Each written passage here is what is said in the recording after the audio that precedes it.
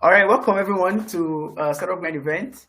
I sincerely want to apologize for the technical difficulty, uh, but it's good that we have our speakers here now who will join us and share with us today.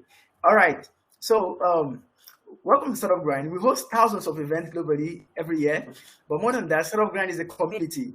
All right, we'll bring like-minded yet diverse individuals together to connect, to learn, to teach, to help, to build, and to belong. We are excited to celebrate Web3 month in February. Our mission is to educate, connect, and explore the next wave of the web. We'll be hosting virtual events all through the month with founders, investors, thought leaders, evangelists, and creators around the globe. So if you're looking to bridge the gap between Web2 and Web3, join our event for the month. Today, we have an amazing and phenomenal person with us today. And so again, want to apologize for the technical difficulties we face getting you here. But we have Nkuka Chinedu with us today, and we have Franklin Peters. Nkuka is the co-founder and director at the Device Place, and then Franklin Peters is the founder and CEO of Boundless Ltd. Actually, I will have these two phenomenal people here with us today, and we're going to be hearing from them, their perspective on Web3. So I'll just allow you, Chiedu, to go ahead and introduce yourself. After that, Franklin will also introduce himself. Thank you very much, and then we can proceed. Okay. Good morning, everyone. Good morning. Yeah, good morning, everyone. I'm Nkuka Chiedu. Just like I was introduced earlier, I'm the co-founder and the CEO for the Device Place, and we're a hardware engineering company that's powering the next wave of innovation via trusted computer support and ideas. So, and it's a pleasure to be here. Thank you for having me. All right, welcome, Chiedu. Please go ahead. Tell us about the 3 P's of Web3. We'll just go straight right to it. There's a lot of is already about Web3, NFTs, and all of those stuff. So let's hear your perspective, please. Hello. Right, okay, yes. So there's been a lot of buzz, a lot of hype, a lot of noise about Web3, the coming web, the next web. You know, it's known by different names. So what exactly is this Web3? That's what we want to look at today. And the thing is this, it's bound to be like that because the thing is anything connected with the internet, anything connected with technology is bound to generate a lot of hype. And so I can understand the reason why a lot of people are getting a lot of noise and all that. So the thing is, what is Web3 in essence? Let's define Web3. Now, Web3 is a term that was coined by the inventor of the web, Tim Berners-Lee, and it was supposed to be the next generation of the web after Web 1.0 and Web 2.0. Web 3.0 was supposed to be the next iteration of the web. And what is Web 3? Web 1.0 was the static web.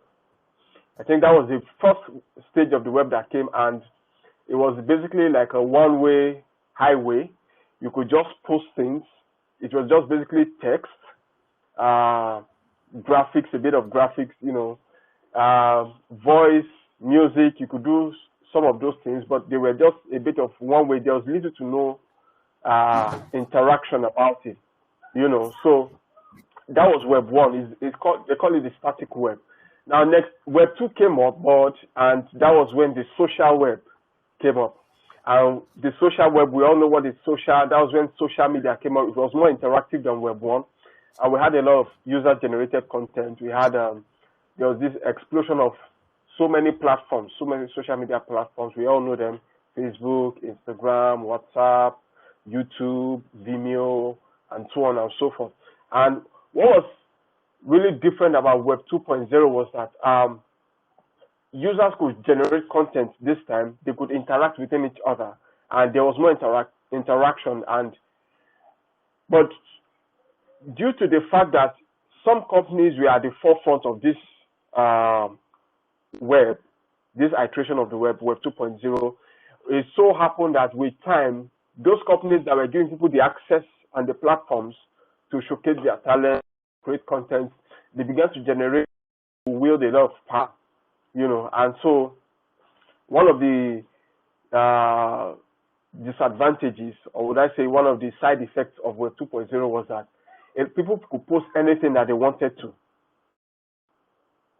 And it was now the prerogative of the platforms to have to police the content that was posted, and so the platform now began to have a lot of power. They had a lot of authority, so to speak. And what that meant was that in some ways it was good, in some ways it was not so good, because the thing is this: if your view doesn't tally with what the mainstream, you are kicked off the platform, and so it happened like that. We saw a lot of scandals. Facebook, there was a lot of misinformation on Facebook. Facebook had to fight a lot of stuff like that. They even went to probes and all that. Instagram, there's still that issue of hate speech, misinformation, and so forth and so forth. So that went on, and we are still in the generation of Web 2.0 actually. But now we are now having the third iteration of the web, and it's called Web 3.0. Web 3.0 is supposed to be the semantic web. Now, what it means by semantic is that instead of we supplying the information to the web can generate and utilize and draw information and meaning from the data it gets on its own. And what that means is that AI is involved, artificial intelligence is involved, data processing is involved, machine learning is involved, And what it also means is that another defining characteristic of Web 3.0 that is coming up is that it's decentralized. Unlike in the instance of Web 2.0, where the platforms could actually control you, they could regulate you, in Web 3.0, that control is moved. And so this is that every entity on Web 3.0 can move without control, can move without borders, can move without regulation and all that. It has its good side and it also has its bad side. Because the thing is this: we all know that law enforcement has its good side, it also has its bad side. Power can be abused. And so one of the things that the Web 3.0 brings about is decentralized power. People can post whatever they like. A lot of misinformation can come up and you can't control it. Another thing about Web 3.0 that is supposed to be multi-platform oriented, which means you should be able to move from one platform to the other without having one platform control your movement. And what that means is that your identity is based on you, is embedded in you. Your digital identity is embedded in you. And what it means is that it's supposed to be they call it trustless. It's supposed to be trustless. How do I put it now? It's supposed to be trustless. And so what that means is that permissionless. You don't need the permission of platform to go to another platform, to move to another platform. Basically, just like when we had this number porting system in Nigeria. I hope you remember there was a time when people were having issues with one particular network, and if you wanted to switch, it was kind of hard to do so. But what later happened was that NCC came up with guidelines, which it's happening in advanced countries, but now in Nigeria it's possible to port your MTN number to another network and still retain the same number. And so Web 3.0 is supposed to be trustless and permissionless. Another thing about Web 3.0 that is be confidential, or it's supposed to be safe. Now, the way Web 3 handles its security or its safety is through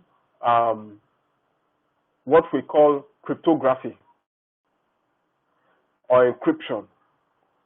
And what that means is that it works by there are three basic principles by which the cryptography of Web 3.0 works with.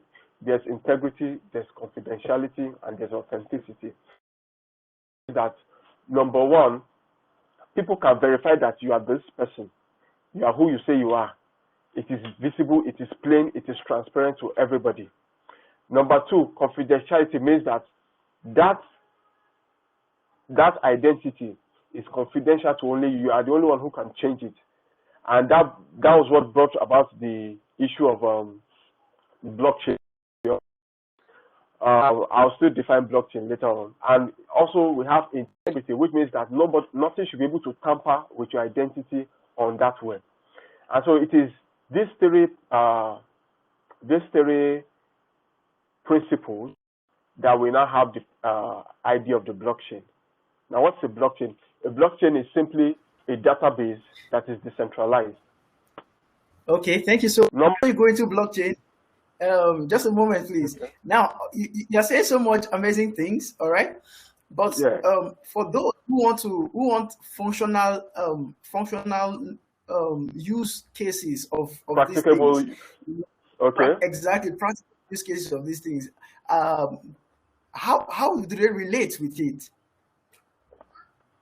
Well, how you relate with it is this: when you understand, first of all, it's good that you're on a platform like this, you're on an event like this where you can learn more about it. So, because what I like to advise people is that before you begin to, it's good you understand it. You know, they say that when the purpose of a thing is not known, abuse is inevitable. So, first of all, by going out of your way to learn more about those technologies. Now, apart from to learn about them, some of the practical ways by which you can also make use of them, we are seeing some of the things that they embody nowadays. I hope we have seen all these VR glasses, virtual reality glasses. We majorly see them in shopping malls. Those are some of the applications of Web 3.0, because one of the ideas about Web 3.0 is that there's a convergence of the digital world and the physical world. So both worlds are merged together. There's really you shouldn't be able to tell the difference between the digital world and the physical world. And that is something that is implemented through virtual reality and augmented reality. So first of all, get out of your way to learn about these technologies. Then you now begin to take baby steps. You can now begin to interact with all these technologies. I know some people who are listening to us today may are trading on cryptocurrencies, they started buying and selling on cryptocurrencies and all that. That's a good start too. But like I also always advise, also know what you're doing. Begin to dabble into these things. They have a lot of potential. They hold a lot of potential for wealth, for influence, for many things. But the thing is, you need to know first what you're going into before you begin to dabble into it. So I hope thank you so much, Edu. Thank you. All right. Also on this call, we have Franklin Peters, who is the CEO of Boundless Nexus Ltd, and he's doing amazing things with Boundless Pay and so forth and so on. So please, if you can unmute yourself and introduce and share with us a little bit of the things you're doing already with in the Web3 space.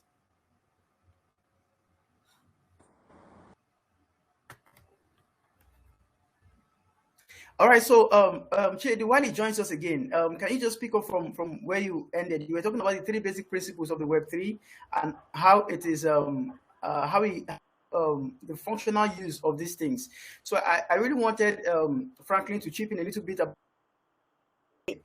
Web3 is how it's playing in the Web3 space actually, because he's one of the creators in the Web3 space, and I wanted to chip in that before into more details about what the potential of the Web3 is and what the problems and then what the opportunities and are there too.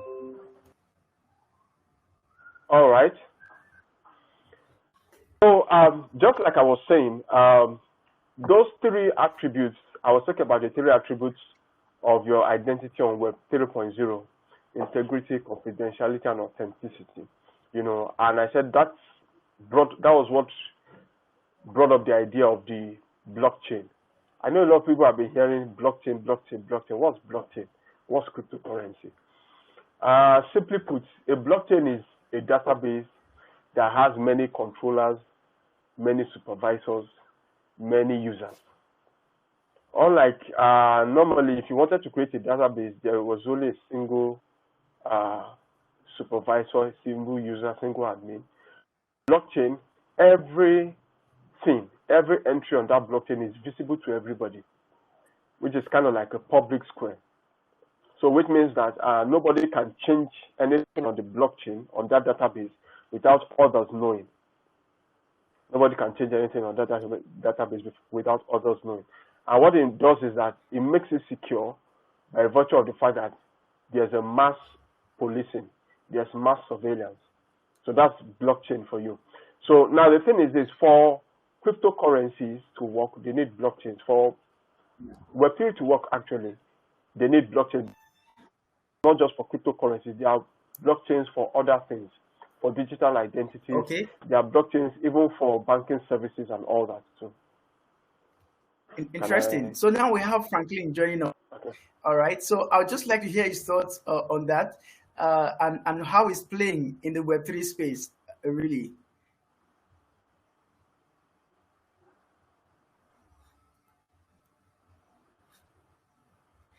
Please go ahead, Frank. Muted.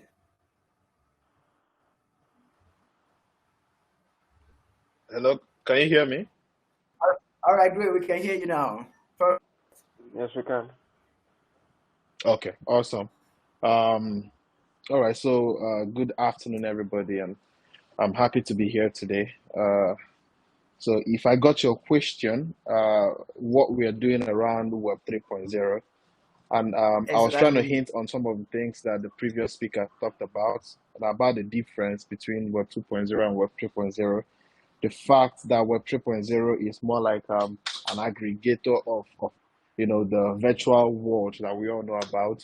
But I like to put it in a different form that kind of is going to make it easier for everybody to understand.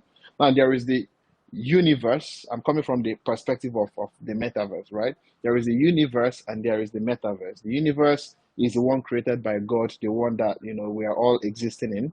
We can see things physically, we can interact with them, we can create things out of the raw materials that have been made available to us by God. And this is the universe, And then there is and then in the universe, we're able to interact with each other, communication channels that is made possible or made available by the internet. So we are communicating through this multimedia, device, my laptop or my phone, and it's made possible by the internet. But the thing is that I can only see you through the screen. I can only talk to you. I can only see what is happening. I can't have the sense of presence, right? I can't feel what you're feeling. I can't, as far as we are concerned, it is just like there's an interface, which is the screen of the computer that I'm talking to you through. But in the metaverse, it's different. It's different. I'm able to connect with you as though I'm there with you physically, right? I can feel your presence. I can be there with you. It's more like when I visit a website like www.com on the Web 2.0, I'm only able to read messages, respond to those messages by typing on them, and I can do other things, but my digital presence, my digital identity is still logged on that Facebook. So even though I'm no longer available to respond to you, I'm still there. You understand, right? So there's a duplicate of myself all over the place. But on the meta by Web 3.0, which I'm going to talk about, right? I'm only available when I'm online, when I'm connected through Oculus or any other device. I'm available to you. If I disconnect, then I'm no longer available. Now that also applies to when you connect to websites or different channels using Web 3.0. The moment you connect, right, you are available. If you disconnect, you are no longer there. So you are in full control of your digital identity. You are in full control of your data. You are in full control of your information, right? So nobody can, in Web 2.0, the moment you register on these websites, the owners of those websites have, ownership of your data. No matter how you look at it, if you go and read Facebook's data policy, privacy policy, if you read most of these other platforms' privacy policy, you will be shocked at what you signed, accepting, to proceed, right? They hide a lot of things that give them power. You understand? to even spoof into your data, to be able to use those data, right, to do targeted ads at you, to suggest a lot of things to you, all those kind of stuff, right? And they can sell those data, like what happened in the last election, where Facebook played a huge role in the election, and he's been facing that, and he has done it over a couple of times. It's not the first time it's happened, and it's not just them. We've also seen scenarios where platforms' database gets compromised and people's information gets leaked, right? And you may not be aware that it happened, and those data can be sold in the dark web, and the person that buys the data can now log in as though he is you into your account and maybe do some funny things, probably take your money and all that. But in Web 3.0, it's not possible because your digital identity is fully controlled by you. Yes, there are a couple of let's say concerns that people have, that okay, what if you lose your private key and all that? Now that comes back to you as a person. How security conscious are you when it comes to this? Now, what is the role we are playing in Boundless Pay in my company? Now, my company is Boundless Nexus. Boundless Nexus is a full tech company, and we have a product, Boundless Pay, which is for solving payment problems. So starting from Boundless Pay, we're able to list what do you call it, NFT tokens, which are powered by Web 3.0. Apart from that, we have a project that we are, a side project. It's called the Nexus Protocol. Nexus Protocol is the native token of Boundless Pay, which is going to open us up into the NFT world. So what we are trying to do right now on the Nexus Protocol is to give people access to onboard into Web 3.0 within 15 minutes. What do I mean? Back in the days in 2013, I was all over the place going to churches and businesses, business centers, and telling people, I mean, you guys are still analog. You have all your data on paper, right? How about I create a website for you and help you go digital, because the future is on the internet. And I made a lot of clients there. I met a lot of people then, and I made money doing that. But today, our message, or my personal message, have changed. You are digital, but have you gone? Have you gone Web 3.0? You understand? Currently, you have your data stored on a particular server. Things can go wrong and all that. How about we help you migrate into Web 3.0? So one of the projects we are working on Boundless Pay would help anybody, whether you know how to build on the internet, whether you know how to even code or not, right? Whether you know how to build on Web 3.0 or not, you can migrate your existing website into Web 3.0 version of it within 15 minutes and a couple of clicks. So we are doing this in partnership with some huge blockchain companies. The first one, they are going to be announcing that partnership, Forward Protocol, in partnership with Nexus Protocol. So what we are doing in that one, the platform is like what do you call it, WordPress. So it's the WordPress of Web 3.0. So you can log in the same way you can build on WordPress without knowing how to build a website. You can build a website on WordPress. So you can go through that platform, and by simple clicks, drag and drops, you can build a full-fledged Web 3.0 website without knowing how to build on the blockchain. Now the second one can convert any Web 2.0 website into Web 3.0 without any stress. So this is what we are doing, kind of bringing this technology down. We are stepping it down, because when you say this thing, we run a huge deficit of developers, blockchain developers already, normal blockchain developer. In fact, we run a deficit of developers generally in Nigeria and Africa, right? There are just not so many persons, developing. Now, beyond developing, we are talking about blockchain. So we have few blockchain developers, and people are still trying to get a grasp of blockchain development. We are now talking about Web 3.0. You understand? So there are few persons that can do this professionally, right? So what we are doing is making it easy, so that more people can onboard without really stressing themselves so much. The future I see, for the blockchain is a future where it's no longer as complicated and as difficult as it is now. In the beginning, you have to, what do you call it? handle your private keys and do stuff. But today there is MPC solution that helps a system manage your private keys for you, so you don't get to lose your private key. So in the future, these things are going to be easy, and that's what we are doing. Thank you. Wow, man, I think you guys are just solving a very, very major problem, helping people come to the consciousness and migrate from the Web 2 to Web 3, and then helping them to, and in, to imagine that that can be done in 15 minutes is wonderful. It's amazing, really. All right. So that brings me now to Uncle Chiedu's session. Okay. Talking about Web 3.0, what are the problems? I know you stated that before. What are the possibilities, and what does it hold for us, really? You've said a lot of things about integrity, about transparency, okay, about all right, and these are key things. As the Facebook and the EU crisis at the moment, and these are things that needs to be answered. If we've not solved the misinformation problem at this point, okay, are we ever going to solve it? So I'll just leave you, Ukachi Edu, to take your time and just run us through what you have for us on Web 3.0, the problems, the potentials, and the possibilities. Thank you so much. Well, okay, thank you so much. Well, piggybacking off of your last comment, misinformation. Just like I said, misinformation was, and it still is, a big problem now with the explosion of user-generated content. Anybody can decide to post anything. And recently, there's been a lot of AI tools that you can use to generate genuine-looking videos, audios, and all that.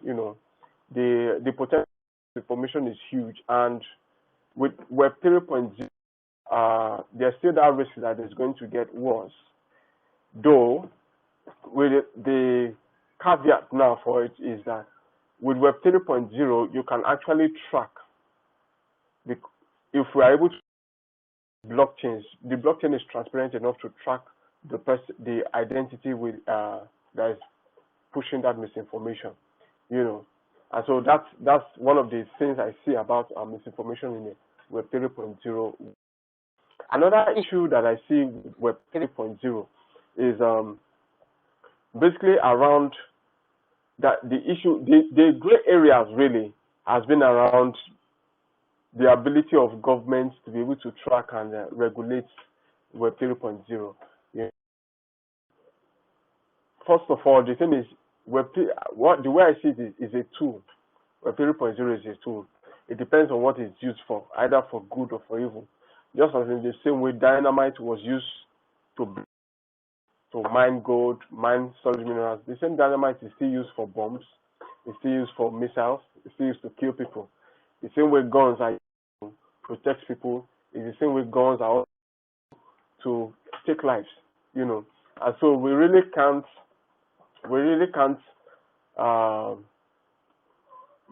say that we want to stop using Web 3.0.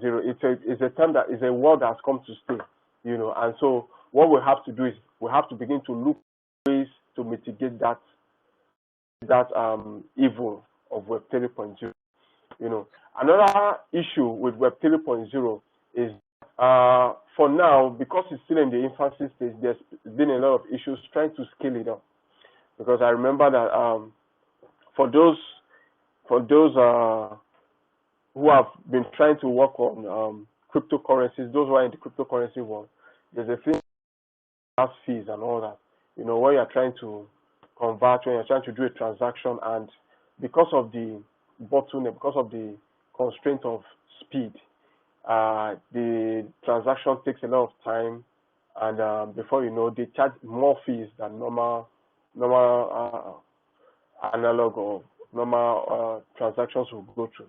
And so there's a lot of solutions coming up in that aspect also. There's a lot of solutions coming up in that aspect. Then the third one I see is that the third issue with Web 3.0 is that some people have said, like I said, I see it as a tool. But some people have reported that Web 3.0, with the convergence of the digital world and the physical world, what it means is that distraction in Web 2.0 is already an issue. You know, there's a problem for distraction. People, there's this social media syndrome or disease right now where people can't really actually um, bring themselves to put down their phones, maybe because they're engrossed in one thing or the other. And the thing is that that distraction is about to get bigger in Web 3.0 because now you have VR, you have AR. VR is even easier. AR is even worse because the thing is this: if you're not able to use it in the way it should, you can see a lot of accidents and all that. So those are some of the things that come up with Web 3.0. For me, I see it as a tool. I keep saying I see it as a tool. There are many things. There are many potential problems you could have. In the same way, to money, to any tool whatsoever has problems, has potentials, has possibilities. There are so many things that there are so many use cases that could get wrong. And so I would say everything about it can be potentially a problem. It just depends on how you are about it. So that's where I see the potentials of Web 3.0. It's not something that we should shy away from because there's bound to be problems. Problems have always come. We'll keep solving problems. And the thing is that when we solve problems, we'll create new problems and we'll solve those problems. So I see Web 3.0 as a good problem to have. And that is how society makes progress, actually, by facing the challenge head on. So now this brings us to Franklin again, okay? Talking about the future of Web3 now. All right, so we have seen what it is and the challenges it holds. So what is the future for Web3, especially for the common person, the entrepreneurs, for instance? What is the future for creators for Web3, actually? Awesome. The future is enormous, is massive. And, especially for digital creators, people who, do a lot of things in the digital world. And of course, those who do things in the physical world and they want to take it digitally. Web 3.0 gives you access to, a lot of opportunities. But let me start from, the big kind of creators. Let's talk about real estate. You want to buy a house or you want to build a house, and then you conceptualize it. You talk to an architect. The architect does a 3D model of that house, and then you go and you literally just watch it. You watch it on the screen, right? And then you start imagining, okay, this is where the door is. The whole video and everything, 3D model, beautiful. But then, if you go to big real estate companies, right, you'll notice that they actually still replicate a physical 3D model of that, the video or the design. And you see it on the table, like you can actually see the physical representation of that. Now, NFT, metaverse and NFT solves that problem. Through NFTs and metaverse, they won't have to replicate a physical one, which takes a lot of time. They will simply bring you into that video, into that environment, so that you can walk into the house by yourself, check the rooms, see the dimensions, feel the place, you understand, and then make your decisions without making assumptions that this is how this thing is going to be, right? So the future is huge, and is going to play a lot of role in what they call it, architecture. It's going to play a lot of role in medicals. Imagine going for an operation, and before you are operated on, you get operated on digitally, right? So you simply put on your Oculus glasses, and then the doctor does the same thing, and you find yourself lying down on the table, on the bed, and the doctor, does the whole stuff, practices on you first, sees the points of failures, the possible points of failures, and then perfects it before it now comes to operate on you physically. So it's going to reduce errors by 99% because by intuition and all those things, the doctor is able to apply the same thing on the physical body after trying it on the virtual one. We talk about the gaming. There are lots of people that love gaming, and you can't take it away from them. But they play games and they don't make anything out of it. It's more like they waste their time, right? And in some of those games, they earn money. They even spend money to front their balances in those games, but they are never ever able to take those money out. So what becomes of the whole skill and the whole time they spend doing this thing? Now, if you bring it to the metaverse, to NFTs, right? Those elements in that game can become NFTs. You can literally take those elements out from the game. You understand? You can take it out, you can resell it, you can make money out of it. It becomes another money making thing for you. It's no longer just leisure or pleasure. You can make money out of it, because it starts making sense. In fashion, right? You can wear you can, before you even buy a clothes or request for a clothes, you can visit the boutique virtually. You can wear the clothes. You can be sure that this is exactly what you want before you request for it. There are lots of things that can be done in engineering sector before. They usually do simulations, right? So imagine having to do it for real in a digital form. Those who are going to, like, a military, if you talk about military, the military people used to do their trainings, they assume, and then they fight among each other to test their weapons and all that. So imagine going to war virtually and checking out all the possible ways, they can fail, and solving it in the digital world before they bring it into the physical world. And I'm going to round off with students. Since the COVID-19 period, like last 2 years, right?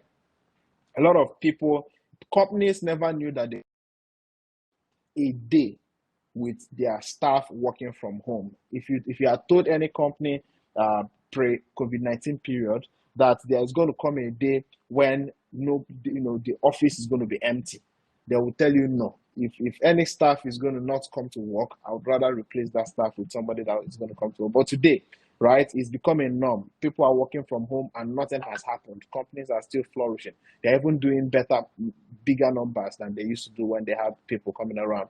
So, COVID-19 has introduced that virtual experience to us. Now, right now, the metaverse and NFT is going to make it more fun and easy for people to have the sense of presence, right? Working for companies in US and being there digitally present, meeting people physically, shaking hands with them, but you are doing it from your home in Nigeria. You understand? So it's going to make the future of work more fun, more flexible, and more practical. Thank you. Thank you so much. Such great insights you're sharing with us. And I can imagine how, years from now, how the world entirely will change because of Web3. Unkoka, I would like to ask you just a little question before we proceed. All right, since you are in the device place, okay, new industry springing up in terms of catering for the device need in the Web3, or what would the device interaction kind of be in that virtual world? Since I can be there, I can feel it. Am I going to wear something that, or what do you think would need to happen for us to have that feeling, that full feeling of being live with them at the same time it's a virtual world? Well, the thing is this: the way the technology is playing out is this. What happens is now that the device actually becomes just like a platform. You are not tied to a particular device, and so what that means is that you are able to freely move around. You are able to freely interact. The device is just like an enabling platform, And so what that means is that instead of being tied to your computers, for instance, or tied to your mobile phone or tied to your tablet to be able to interact with the World Wide Web, with augmented reality, you are able to move beyond those limits. And basically what the industry that is actually coming up, that's been getting a lot of traction nowadays, is IoT, the Internet of Things. And what that means is that a lot of the devices are getting more intelligent. The internet is not just limited to a particular devices, but a lot of devices are coming together to provide that web presence, that interaction. So the IoT industry is actually booming at this point. You can actually, and it's being used in industries that need remote sensing, remote monitoring. Like people who are in the oil and gas sectors, they use it on their offshore platforms. They use it on their rigs. In the military, it's also being used. In the United States, there are a lot of companies that are coming up, drones, military technology that are being used, that are controlled from a distance. You don't have to be in the theater of war to be able to control those devices. So war is going digital. There's actually a digital war now. Apart from the digital war of hacking, cyber attacks, and all that, there's now the actual physical war that's being driven digitally.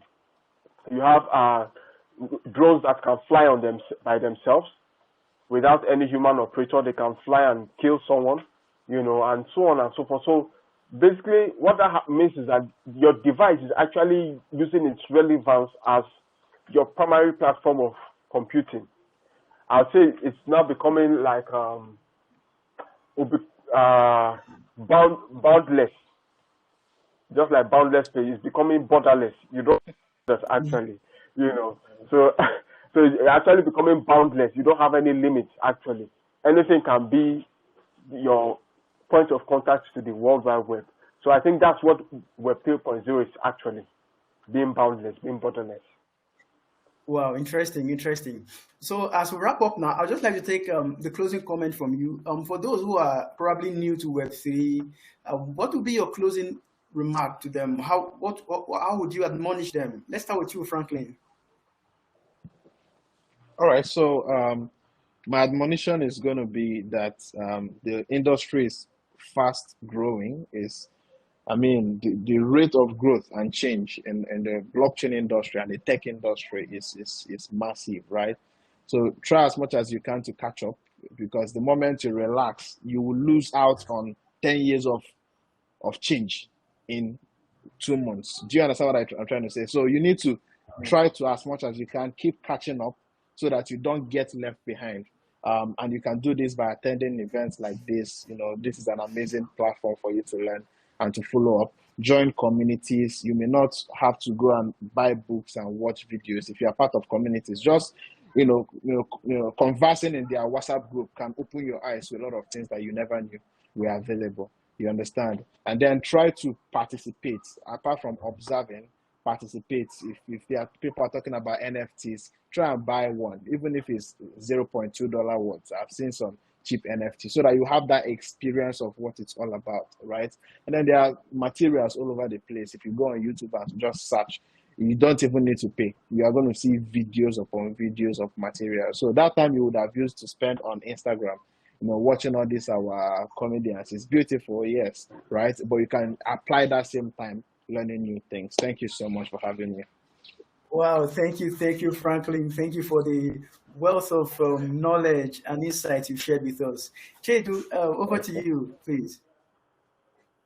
Yes, I also want to Franklin stop. And the first thing is you need to learn. You need to learn and be open.